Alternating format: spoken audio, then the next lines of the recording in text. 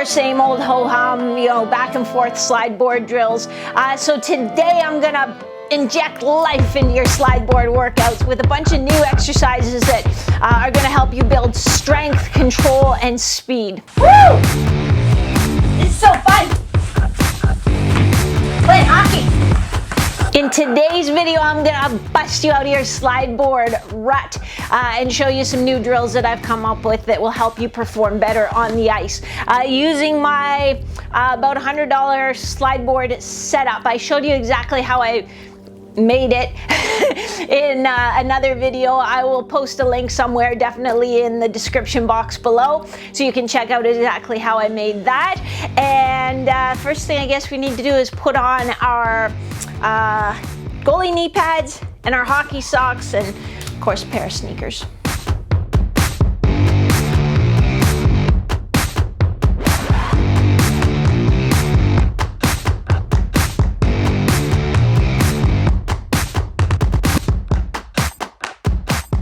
So let's get into it. I am using a few extra tools today. So I have, this is a 1-inch super band that is attached to my power rack, which is mucho heavy. It's not gonna move. I'm not gonna drag it anywhere. And what we're gonna do is we're gonna work on our groiners. And you know what? To do that, I'm gonna need a booty. 1 second. Booty time. Booty time. I've also switched down to my smaller band. It's probably 3/4 inch band. So I'm going to do half kneeling groiner, but with assistance. So this band is helping lower me down, but also helping me come back out again. Because I think that when we just do our normal groiners, in a way, we can get limited by just our weakest point. So, you know, if this is the extent of my strength where I can control, I can't get any further without some assistance. I am paying attention to trying to have a neutral spine position, so I don't want to hyperextend my back as I come out. So I'm going to use this band to help me get that little extra range of motion and then to take a little load off. This is how we develop sort of strength, and our body gets, our brain kind of learns like, oh wow, you can get out there and you're producing some force. And even as I come up, I can really think about squeezing my adductors as I come back up and building strength there, and then I'll gradually be able to go with a lighter and lighter band. I can do the exact same thing standing. I'm going to take off the boot with this because the last thing I want is my foot to slide out from me, so I only have one boot on.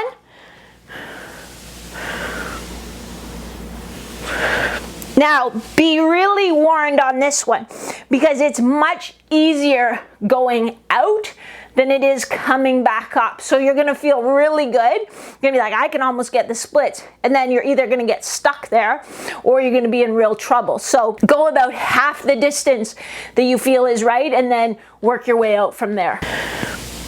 So that's about half my distance coming back up. Notice I'm controlling it. I'm not trying to go fast right now. I'm staying level, I'm staying centered. I'm not leaning away as I go. But again, start easy. That would be an easy one to get in trouble with. So for each of those, you're gonna start with about 6 repetitions on each side with sort of a 2-0-2-0 tempo or a 3-0-3-0 tempo. One of the things I've been working on a ton on the slide board and on my synthetic ice during the lockdown is my knee recovery into a T-push and trying to generate power right from that bottom position. So instead of kind of standing up and then T-pushing, I'm trying to get so that I can drive right out of that bottom position. I really like the slide board for working on this. So I can get, so my one knee is on the floor because I'm going to push off the floor. I'm not going to put my shoes on the slide board to push. So I'm going to rotate my body, my head and my body, my head and my upper body, boom, and then push right out of there. And think about kind of opening my hips, pushing, and then balancing on that leg as best I can.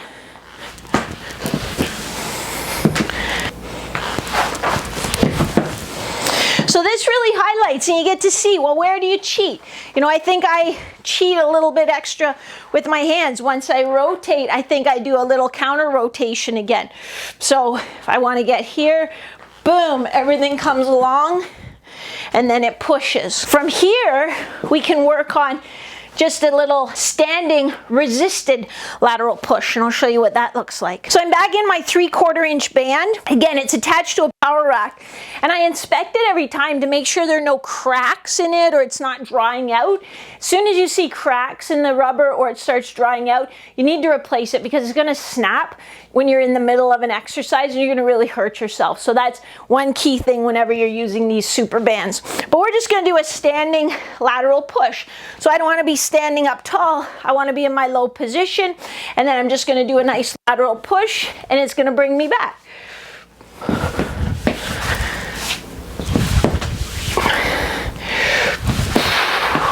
So I can get the feel of sort of stabilizing over this leg and finding that balance.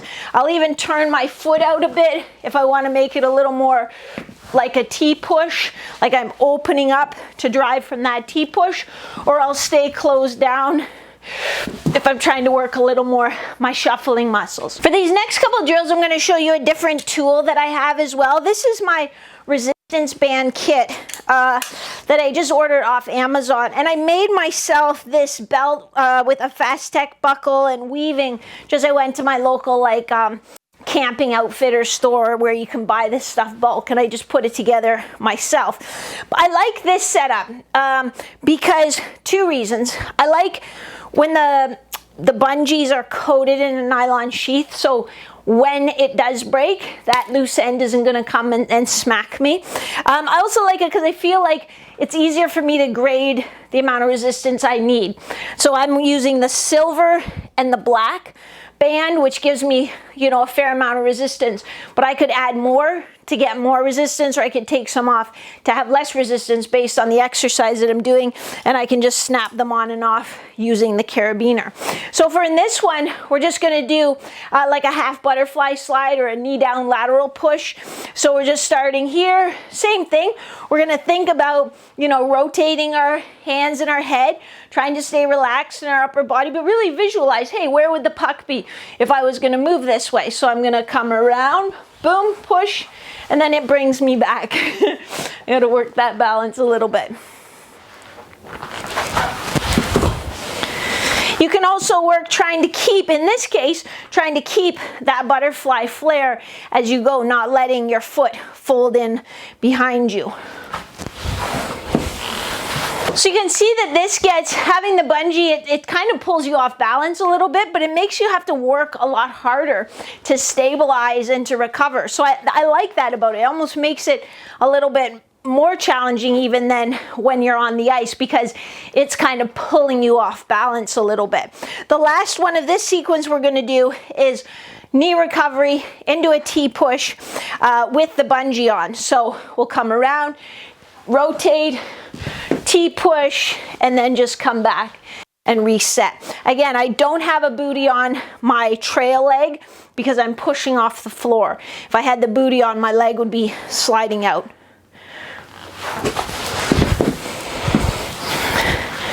For me, I'm trying to drive out of this bottom position as opposed to just standing up and going and getting that quick recovery. So there are a bunch of new drills that you can do on your slide board using a resistance band or a super band. Just take your time setting up, go easy, because it really does pull you off balance and you don't want to hurt yourself trying to get better. That's the last thing that you want. Now is the time when I'm going to ask you to hit the like button. While you're hitting the like button, I'm going to drop the link to this bungee kit that I use. I got off Amazon. It was like a whole kit. It came in a little bag and everything, and I think it was around $50 or so. So it's worked really well for me. I travel with these personally, and I use them at camps when I go to work at camps. So the durability has been really good for me so far. So you go hit like, I'll go do that. I'll meet you right back here, and I'll tell you how many reps of each exercise you should be doing. Okay, so that's done. So for the first exercise, For the groiners, we talked about doing about 6 reps each way. For the more dynamic exercises, the T-pushes without resistance, really practice them until you either lose focus or your technique starts getting sloppy, because you want really good quality on those, because you're just trying to learn to improve that pattern. With the resisted drills, the resisted knee recovery lateral push, the resisted standing lateral push, and the resisted knee recovery to like a T-push, again, go with about 6 reps each way to start. You can do up to 3 sets of those, so you know you can work through and then in between work on a little bit of puck handling. You want to get good quality in these. We're not using these to be like your conditioning drills. We're using them to help work on technique, power, putting that energy into the ground. So we're going to keep the rep range pretty low. Start up 6 as a max, 4 to 6 reps as your target range. Holy smokes, I just looked at how many likes you guys gave me. That's a ton of likes. Thank you very much. If you still haven't hit like, I'm not sure what your problem is, but whether you did or didn't hit the like, I really appreciate it, those of you who did. So I'm going to give you a bonus exercise. Those of you who didn't hit like, either hit it now or turn away, because this isn't for you. I'm not talking to you right now. Okay, let's see how this one looks. So this is it. We're going to make a little combination. So we're going to start with a standing lateral push into a butterfly slide recovery into a knee recovery T-push. So I'm going to try to go slow, but the bungee's going to pull me around. So we're going to go lateral push. Now I'm going to come down on my sock and slide, and then knee recovery, boom, into a T-push. So take it slow, take it bit by bit, use a fairly light resistance to start with. Give that one a try. Let me know how you made out with that last drill. Let me know how you liked any of these drills. If you have any questions at all about slide board drills, let me know. Put them in the comments below. I'll answer each and every single one of them. If you don't want to miss any more videos, make sure you subscribe. If you've subscribed, hit the bell. That gives you first notification of any new videos. Otherwise, I will catch you next time. Boy, was that fun. And if you want to join a community that has pretty much the coolest goalies on all the interwebs, it's a totally chirp-free zone. Not that there's anything wrong with chirping. If you love it, and you all know where to go for that. I get on there sometimes too. I don't chirp, but I kind of look and like I can't believe he said that. But if you want to join just a really supportive group of goalies on the interwebs, head over to Goalie Training Lab on Facebook. It is private, so you'll have to ask to join, but it's free. So I just want to make sure you are a goalie. I want to make sure you're not coming on just trying to promote your product or your coaching services. It's really trying to keep it a whine-free zone. So if you're just a whiner and you want to complain, not for you. But otherwise, head on over to Goalie Training Lab on Facebook. We would love to welcome you into the community. Bye-bye.